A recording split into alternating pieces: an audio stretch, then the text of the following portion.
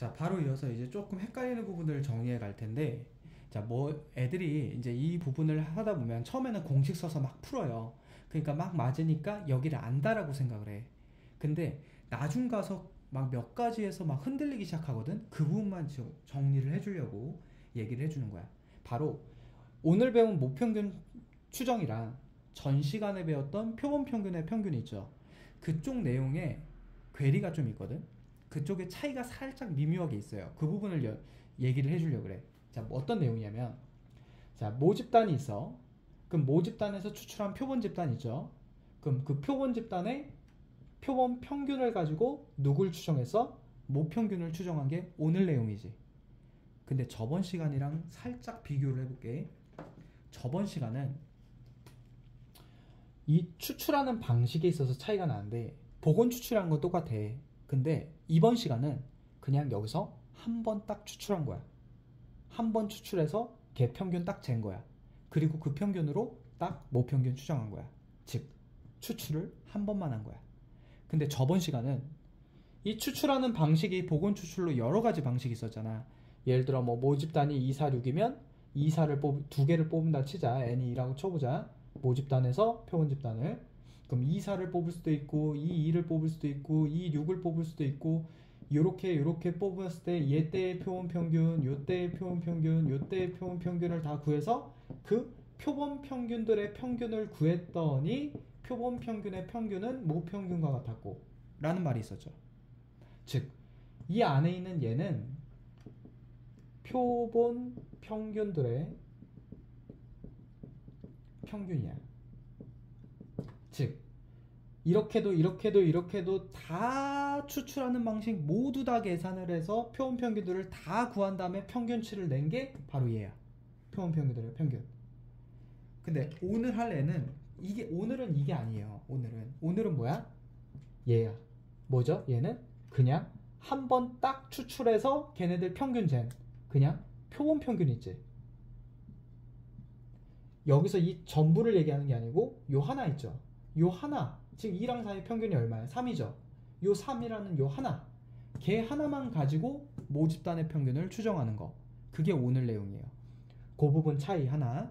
그 다음 두 번째, 아까 잠깐 얘기했던 건데 이 표본 집단의 표준 편차 있죠. 이 S를 뭐라고 읽냐면은 S를 표본 표준 편차라고 읽거든. 즉 다시 말해서 여기서 추출한 2, 4 있지?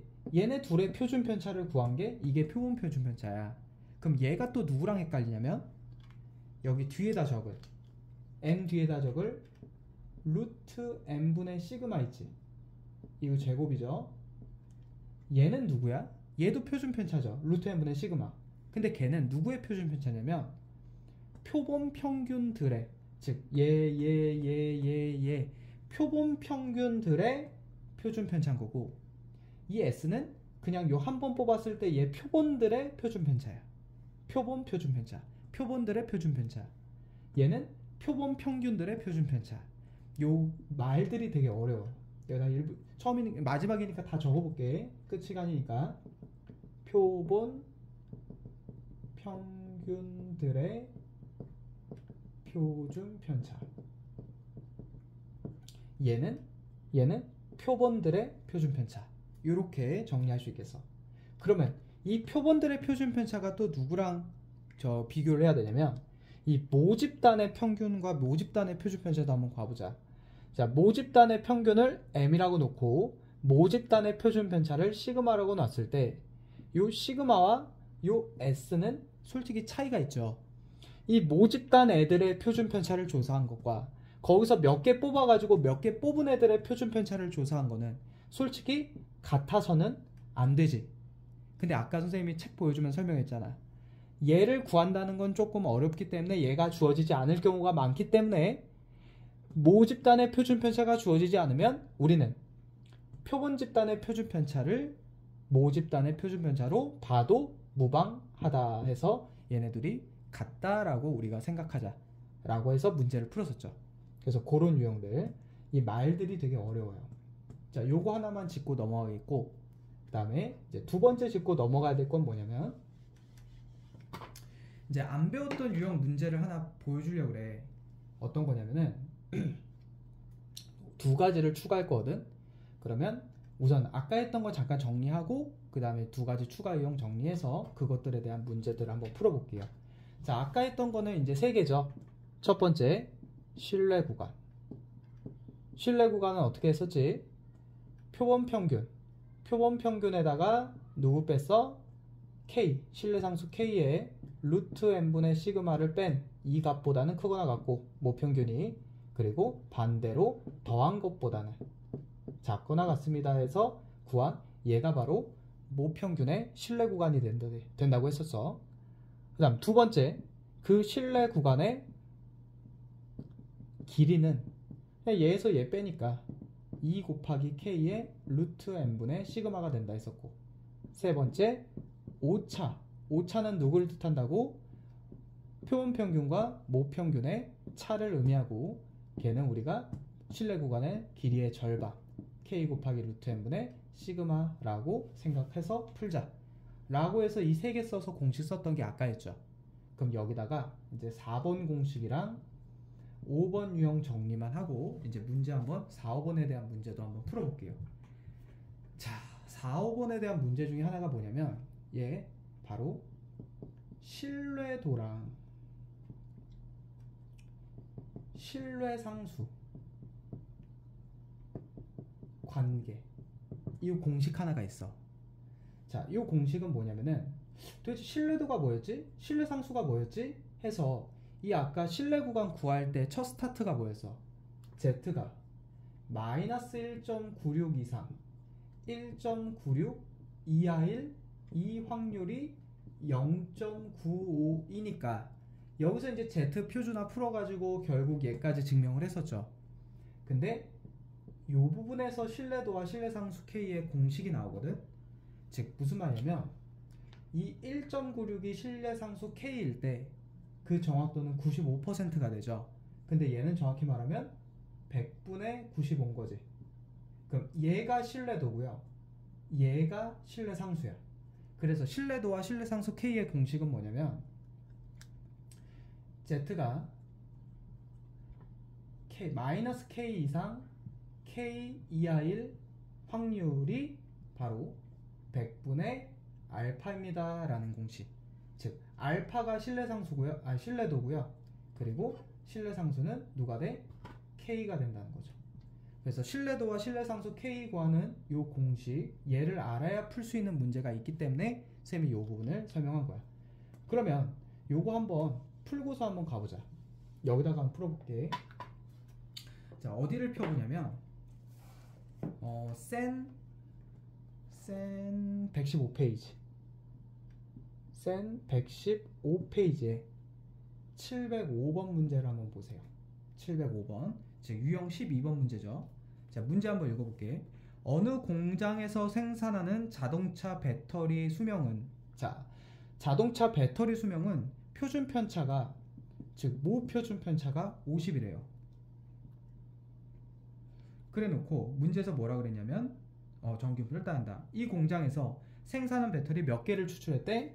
표본의 크기 64개를 추출했을 때, 그리고 나서 신뢰도 알파 %로 신뢰도를 조사했더니 문제에서 신뢰 구간의 길이가 얼마가 나왔대? 25가 나왔대요. 그럼 알파 %의 신뢰 상수는 모르니까 K로 나야 되겠지. 우리가 신뢰도는 알파로 놓고 모르면 신뢰 상수는 K로 놓자고 했었으니까 알파도 몰라, K도 몰라. 근데 뭐만 주어졌어? 신뢰 구간의 길이만 주어졌단 말이야. 그럼 빨리 신뢰 구간 길이 구하는 공식을 써야죠. 2 곱하기 K 곱하기 루트 n분의 시그마, 얘가 신뢰 구간의 길이 구하는 공식인데 그게 얼마 나왔대? 25가 나왔대죠. 그러면 시작하자.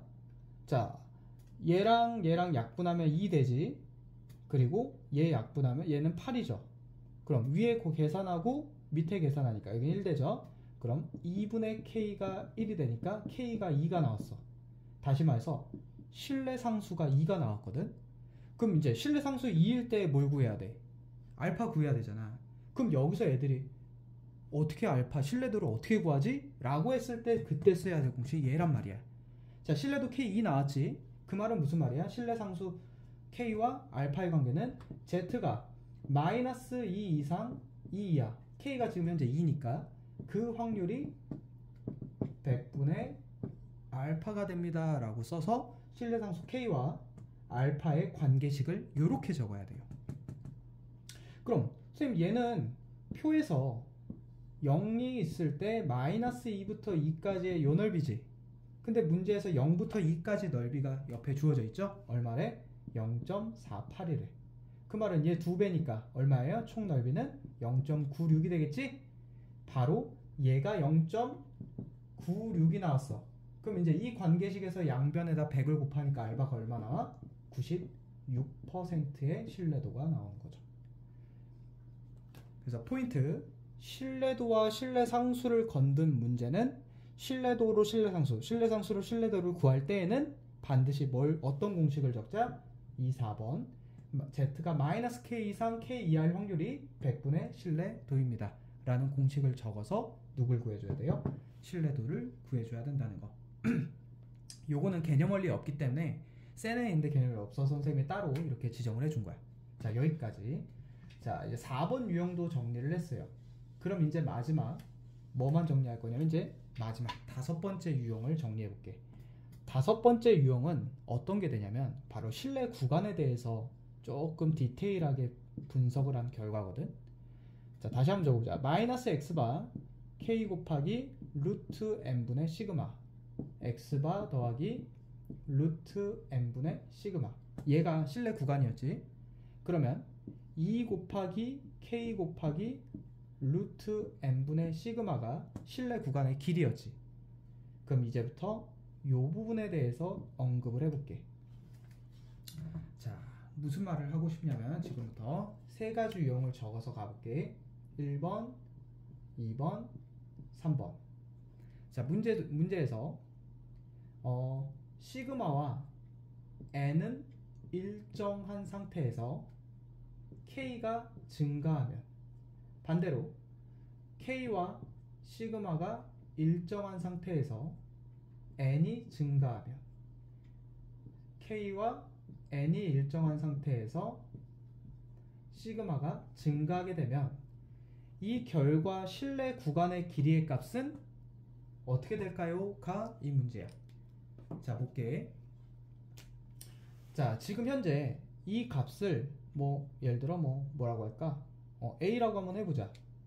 그러면 K는 증가할수록 증가하죠. K가 커지면 커질수록 증가하지.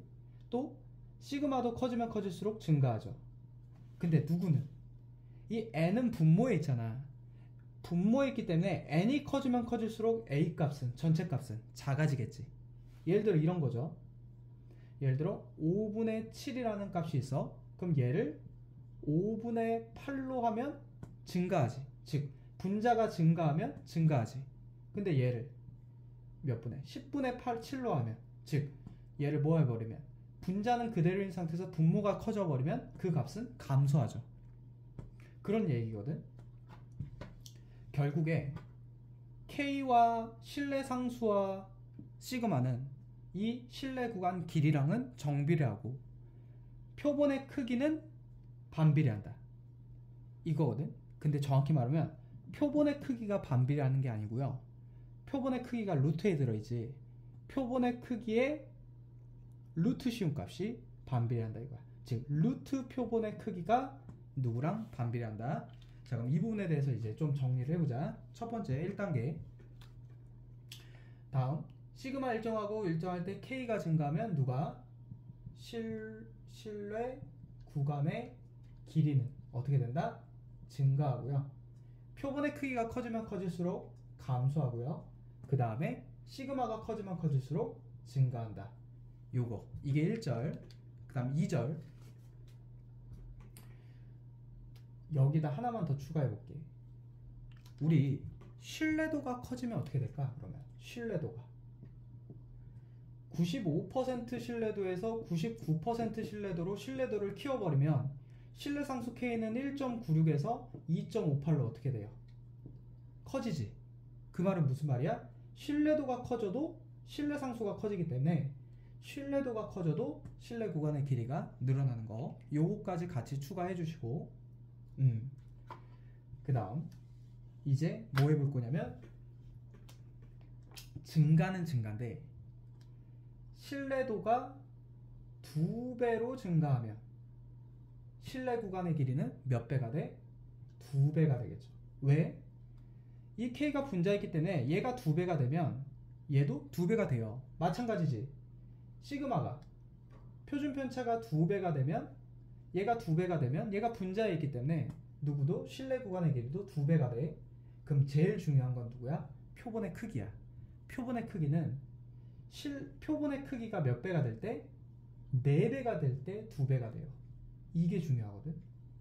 왜냐하면 표본의 크기는 루트 밖에 있는 게 아니라 루트 안에 있어.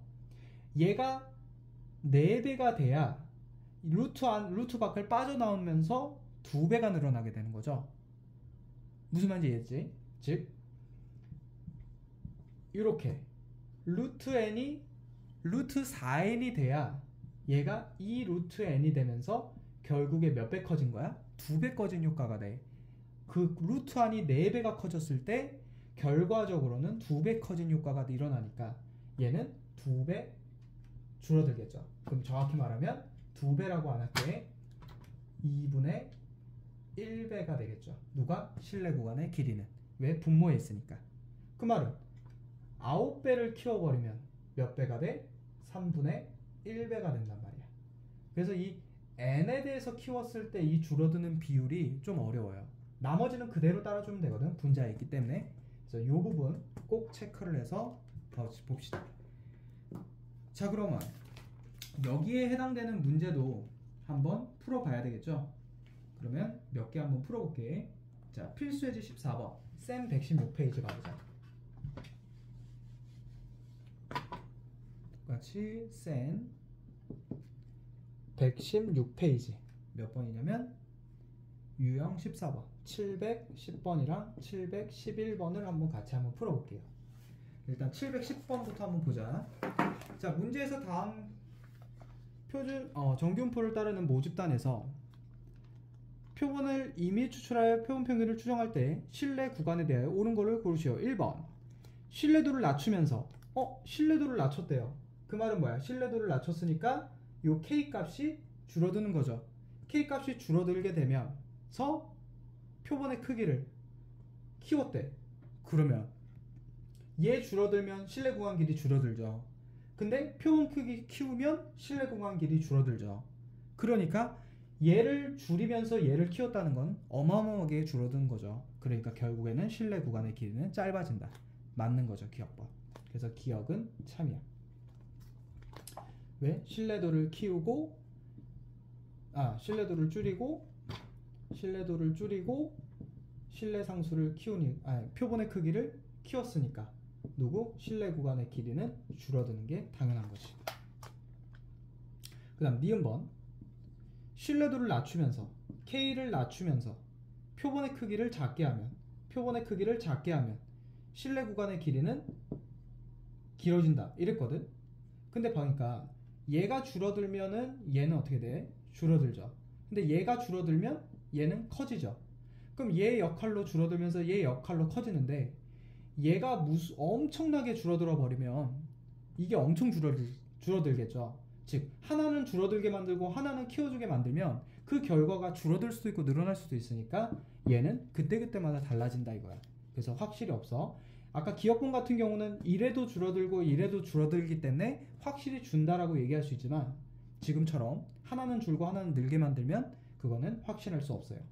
마지막 디귿번 신뢰 구간의 길이가 일정할 때 누가 일정할 때? 신뢰 구간의 길이 A가 일정할 때 다시 말해서 누가 일정할 때? K 곱하기 루트 n분의 시그마의 값이 일정할 때 뭐 2는 곱하나만 하죠. 요 값이 일정할 때. 다음 표본의 크기가 작을수록 표본의 크기가 작아질수록 얘가 작아지면 이 전체 값은 어떻게 돼? 커지죠. 근데 그 값이 일정해야 되니까 누구도 작아져야 돼? 얘네들의 값도 같이 덩달아 작아져야 일정하겠지. 근데 문제에서 뭐라 그랬어? 표본의 크기가 작을수록 실내 구간의 길이는 짧아진다. 아, 이거 선생님 잘못했구나. 디귿번 선생님이 잘못 읽었다. 미안. 신뢰도가 일정한 거네. K가 일정한 거네. 그럼 다시 K가 일정할 때, 다시 말해서 K 곱하기 루트 n분의 시그마에서 K 신뢰도가 일정할 때 표본의 크기가 작을수록 누가? 실내 구간의 길이는 짧아진다. 표본의 크기가 작아지면 실내 구간의 길이는 어떻게 돼? 늘어나게 되죠. 그래서 틀리게 된 거지. 그래서 정답은 기억만 답이 되겠죠. 자, 요렇게까지 정리해 볼 수 있겠어. 자, 그럼 711번 문제도 같이 한번 봅시다.